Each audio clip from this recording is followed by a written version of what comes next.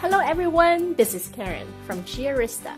I would like to show you how to get your Qi Aerista Smart Brewer correctly assembled and all set for your first brew.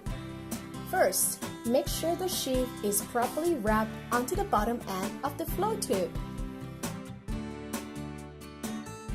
Second, make sure the spray cap is properly wrapped onto the top end of the flow tube.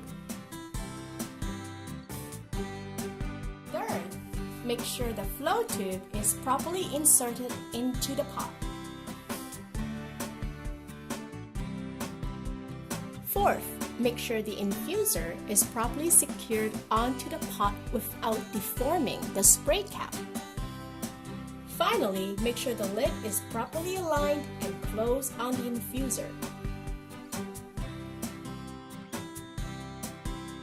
Now, you're all set for your first brew.